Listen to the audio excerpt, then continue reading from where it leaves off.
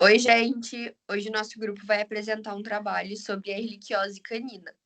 E os integrantes do grupo são eu, Aisla, Juliano, Maria Paula e Raíssa. Pode passar. Primeiramente, vamos começar abordando o que é a erliquiose canina. É uma doença infecciosa que pertence ao grupo de bactérias denominada Rickettsia. É uma bactéria aeróbica gram-negativa, sendo geralmente caracterizada pela redução de elementos sanguíneos. O principal vetor biológico é o Rhipicephalus sanguineus, mais conhecido como o carrapato vermelho do cão. Ela é transmitida em todos os estágios de desenvolvimento do carrapato, chamando então de transmissão transestadial. A erliquiose ela é caracterizada pela ocorrência da pancitopenia, que é a diminuição do número de circulantes de todas as linhagens sanguíneas, hemácia, leucócitos e plaquetas. Os principais animais afetados são cães domésticos, raposa, coiote e chacal. Fisiopatogenia. A fase aguda da erliquiose é a primeira etapa da infecção. Ela é causada por uma bactéria Ehrlichia e essa bactéria é transmitida pelo carrapato. Essa fase dura aproximadamente entre 2 a 4 semanas e os sintomas mais comuns dessa fase são a febre, apatia, prostração, depressão, emagrecimento. Alguns animais podem ter anorexia, caquexia, secreção nasal e ocular, além de vasculite, que são a inflamação da parede do vaso. No exame laboratorial, consta uma anemia, uma trombocitopenia, leucopenia e em exames como ultrassom, hepatoesplenomegalia. As bactérias, elas se infectam e replicam dentro dos leucócitos, que são os glóbulos brancos, principalmente os monócitos e linfócitos. O sistema imunológico, ele tenta combater essa infecção que resulta numa série de reações inflamatórias. As células que são infectadas, elas podem ser destruídas e vai liberar mais bactérias no sangue. A anemia nessa fase, ela é normocítica e normocrômica, regenerativa na maioria das vezes, e na erliquiose não há hemólise, apenas na babésia. A infecção por erlíquia, ela provoca inflamação dos vasos sanguíneos, que são a vasculite, né? Como eu falei. E essa inflamação, ela danifica diretamente as paredes dos vasos e vai causar lesões. Essas lesões levam à ativação do sistema de coagulação. E as plaquetas, elas são usadas em grande quantidade para tentar reparar essas lesões. E elas também formam os coágulos. Nesse todo processo vai resultar num aumento de plaquetas.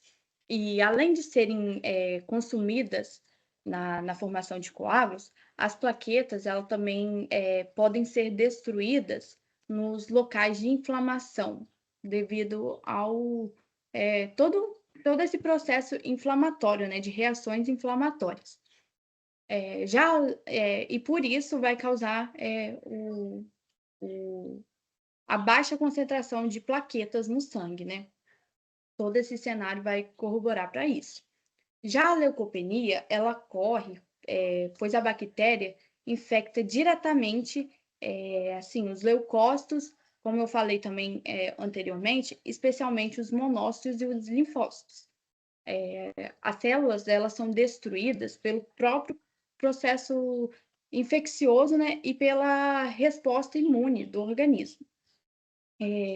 Além da infecção, essa infecção ela pode causar, afetar, né, a medula óssea, que é onde é produzido os leucócitos. E a presença da bactéria e a resposta inflamatória podem suprir essa produção de novas células, né, que vai afetar diretamente a produção lá na medula e vai impactar diretamente nessa produção. Já a hepatoesplenomegalia, ela vai correr devido à hiperplasia de macrófagos, né? Fase subclínica. Os animais, eles se apresentam assintomáticos. Esses animais normalmente são imunocompetentes, pois eles conseguem meio que enganar a infecção, né? As alterações vistas nesse animal contendo a fase subclínica são apenas, você consegue identificar apenas com o exame laboratorial, né? O hemograma. Nele vai revelar uma anemia, trombocitopenia ou a leucopenia. Essa fase ela pode evoluir diretamente para a fase crônica, que é quando o animal sofre alguma imunodeficiência e acaba evoluindo diretamente. Assim, a gente não percebe e quando vai para a fase crônica já é mais avançado, né? Então, só fazendo exame de rotinas que a gente consegue identificar, né? Fase crônica. Na maioria dos casos, essa fase é a mais fatal, né? Ela é fatal. E nela vamos observar uma trombocitopenia, uma anemia, uma leucopenia. Vai ter também nessa fase comprometimento da medula por exaustão ou lesão medular, né? Além de hemorragias, hepatoesplenomegalia, vasculite, poliartrite, também vai ter também a meningite, e essa fase ela pode durar de meses até anos. E na fase inicial da crônica, o PCR ele pode ser negativo. Métodos de diagnósticos. Os métodos de diagnosticar a erliquiose podem ser divididos em dois: métodos indiretos e métodos diretos. No método direto, nós temos o esfregaço sanguíneo, que nada mais é do que o estiramento de uma gotícula de sangue em lâmina de microscopia. Em amostra positiva, nós vamos observar monócitos parasitados contendo mórulas de Ehrlichia. Mórula é um aglomerado de corpúsculos elementares, ou seja, um conjunto de Ehrlichias. O esfregaço, ela é uma técnica com alta especificidade, mas tem uma sensibilidade variável, pois vai depender da parasitemia, sendo comum a ocorrência de falso negativo. Por isso é recomendado ser solicitado sempre durante a fase aguda, que é onde a bacteremia está elevada. Temos também o PCR, que é um teste molecular de reação em cadeia da polimerase, identificando o DNA do parasita no plasma sanguíneo ou em tecido como medula, linfonodo, baço e fígado. É uma técnica com alta especificidade, alta sensibilidade, mas a principal limitação é a ominosidade, ou seja, é uma técnica muito cara. Pode ocorrer um falso negativo, principalmente na fase subclínica e na fase inicial da infecção, quando a bacteremia estiver muito baixa. Nós temos o mielograma, que é uma técnica de punção aspirativa da medula óssea, que também vai identificar mórulas de Ehrlichia. Nos métodos indiretos, nós temos testes sorológicos, que eles vão identificar que o animal ele foi exposto. Não significa que o animal ele tenha a doença ativa. Porque o animal ele pode ter sido exposto, ele pode ter conseguido debelar essa Ehrlichia, mas ainda possui anticorpos contra a Ehrlichia. Nós temos a ELISA e a imunofluorescência indireta. Esse método é feito a partir do soro sanguíneo e identifica e quantifica classes de imunoglobina.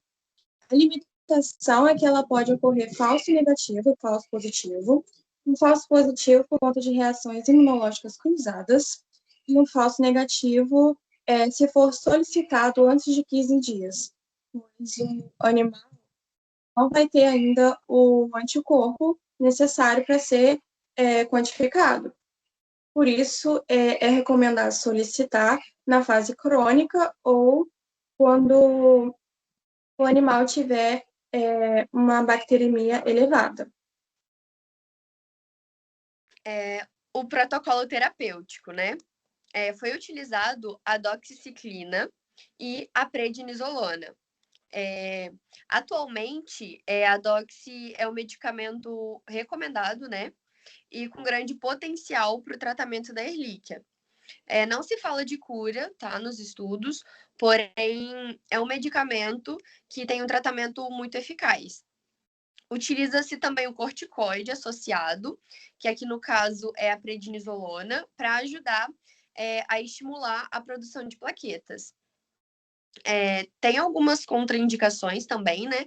Que não se deve utilizar a doxi em animais jovens, pois podem afetar a formação dos ossos e alterar a formação da coloração dos dentes. E também em pacientes com insuficiência renal ou problemas hepáticos, que deve se utilizar com cautela a doxi. Também em animais gestando e lactando, porque promove a descoloração e a displasia dentária. Um dos efeitos colaterais da doxi também é a diarreia grave, que quando utilizada por muito tempo, por via oral. A doxi, ela não é recomendada também dar sem nada no estômago do animal. Não pode dar com a barriguinha vazia, porque é um antibiótico e pode afetar o estômago ali. Porém, não é recomendado também usar um protetor, né? Um protetor, por isso que é bem contradizente aí, mas porque o protetor, como o omeprazol, ele vai cortar o efeito da doxi, que vai agir no estômago. Então, o recomendado é usar a doxi logo depois de uma alimentação, para poder não precisar, né? Para poder não dar mesmo esse protetor como o omeprazol. E a gente usou também, né, a prednisolona, como eu já falei, associada com a doxi. Aí tá de 5 a 10 miligramas por quilo, os dois. A prednisolona 5 a 1 miligrama por quilo. E mais para frente, no nosso caso, né, a gente vai falar um pouquinho que nesse estudo a gente usou uma quantidade de dias diferente do que os vistos nos livros, né? Que seriam até 21, 28, 24 dias. Nesse caso clínico, a gente usou a quantidade de 35 dias da doxi, porque foi um novo estudo, que inclusive a veterinária passou para a gente, né? Que nesse estudo estava falando que a doxiciclina, ela estava tendo mais resultados positivos com pacientes com erliquiose se usado em um período maior, de 35 dias. Então, a gente vai falar um pouquinho disso também no nosso caso clínico. Pode passar. Falando um pouco agora sobre o controle e a prevenção. O controle químico, ele era feito através do Botox e o Amitraz. Porém, ele era utilizado da seguinte maneira: precisava retirar o animal do ambiente para depois fazer a aplicação e depois dele seco retornar com o animal. Porém, foi notado que tiveram algumas intoxicações, mesmo depois desse medicamento já estar sido seco, já ter passado o tempo necessário. Então, como forma de prevenção, que vai já ativar diretamente no animal para evitar que o carrapato possa estar subindo nele e tudo mais. Aí temos aqui alguns, que é o Simparic, o Bravecto e o NexGard. Bom, gente, e nesse caso clínico, esse caso clínico é bem importante para mim, porque o cachorrinho que está na foto é o meu cachorro, é o Colby, ele tem 11 meses, e ele teve a erliquiose canina, né? Ele acabou o tratamento há pouco tempo. E começou o seguinte, gente, a gente fez uma viagem com ele para um sítio no interior de Itapemirim, e esse sítio é bem grande, tem muito mato. Até então estava tudo bem. E quando a gente voltou, eu observei, né? A gente observou alguns carrapatos nele. Eu entrei em contato com a veterinária, que a gente tem contato frequente com ela. e ela mandou eu dar um remédio de carrapato para ele, tá? Aí a gente até então tava tudo certo. Eu entrei com um remédio com ele e ele foi pro pet shop para tomar um banho. No pet shop, por causa de estresse, ele não gosta muito de pet shop. Ele teve uma diarreia muito grande, que tinha a hematoquesia, que é o sangue vivo na diarreia. A primeira foto aqui no cantinho, né? Ele fez essa diarreia no pet shop. Foi uma diarreia muito grande. E depois, quando chegou em casa, ele fez mais diarreia. Aonde ele andava, ele fazia diarreia com hematoquesia, que eu botei também nas fotos aí, que o sangue estava bem vivo. Daí eu já entrei em contato com a veterinária e ela logo passou um probiótico, que é a Enterogermina Plus. Aí eu entrei com esse antibiótico para poder mesmo segurar a diarreia dele. E ela teve uma suspeita. E aí ela já pediu para a gente poder observar ele. E entrou e pediu, né, um exame parasitológico e um hemograma, porque ela estava com uma suspeita. Então, nesse exame parasitológico de fezes, foi feita a técnica de flutuação e a técnica de sedimentação para saber se essa diarreia tinha origem de algum parasita, alguma coisa do tipo, mas não foi encontrado nenhum ovo, nenhum oocisto de parasitas nessas fezes. Passou alguns dias aí, a gente estava esperando os resultados, e aí eu vi que a mucosa dele estava hipocorada. E isso também já me alarmou um pouco. E também continuou com a hematoquesia nas fezes dele. Então, por esses sintomas, a veterinária já estava com uma suspeita que podia ser um hemoparasita, e a gente só estava esperando mesmo o resultado do hemograma para poder a gente ver certinho, né, que a gente ia fazer logo depois para fechar o diagnóstico com o PCR. Pode passar. Então, nesse hemograma, que foi feito no dia 30 de abril, foi identificada uma anemia discreta e uma trombocitopenia bem importante, o que aumentou a suspeita, né, de uma possível doença transmitida pelo carrapato.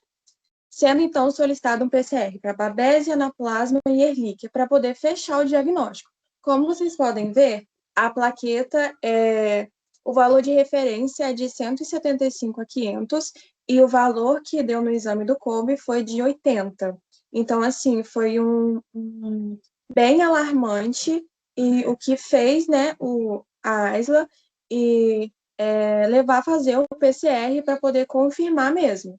E no exame bioquímico não teve nenhuma alteração, não teve hipoproteinemia, não teve nada. Somente essa plaqueta que estava, assim, bem grave.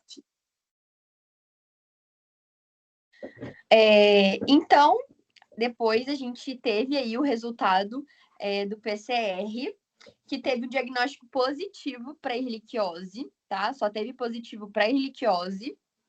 Então, a gente iniciou o protocolo terapêutico, como eu falei no início, que foi utilizado a doxiciclina e a prednisolona, tá? E aí tem a receitinha do Kolbe com o peso dele certo, que foi calculado, e a veterinária passou somente esses 2 medicamentos para associação. A doxiciclina de 200 miligramas e a prednisolona de 20 miligramas.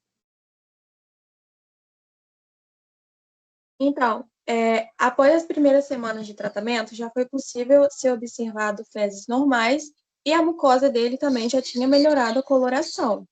Então, com 35 dias de tratamento, a veterinária responsável, ela pediu novamente um exame de sangue, que a gente pode observar que a anemia, ela cessou. Porém, como o exame de sangue ele foi feito 2 dias após o tratamento, as plaquetas elas tiveram um aumento significativo, sim. Agora elas estão 130, porém não é ainda o ideal. Mas como foi feito, como eu já falei, 2 dias após o tratamento, pode ser que ainda não deu tempo do corpo reagir completamente. Então, vai ser realizado um novo hemograma para poder confirmar que realmente a erlíquia já não está mais ali. E é isso, gente. Como eu falei, a erliquiose ela não tem cura, mas ela pode ficar ali escondidinha, tá? Por um tempo sem sinais clínicos, que são esses sinais mais preocupantes mesmo, mas ela vai continuar ali. E é isso, ir observando o animal para ver como tá a mucosa dele, as suas fezes, sempre observar o animal depois de ter aí um diagnóstico positivo para erliquiose. Isso, como a Aisla falou, ela geralmente fica na fase subclínica, que é a fase assintomática, então é muito importante o seu pet estar sempre fazendo um exame de rotina para poder saber, porque como ele não apresenta sinais, somente no hemograma que você vai suspeitar se ela retornou ou não. E é isso, gente. Espero que vocês tenham gostado e entendido um pouco dessa doença aí que é bem importante, que afetou o E meu bem cachorrinho. comum, E muito comum. dentro da clínica veterinária. É isso.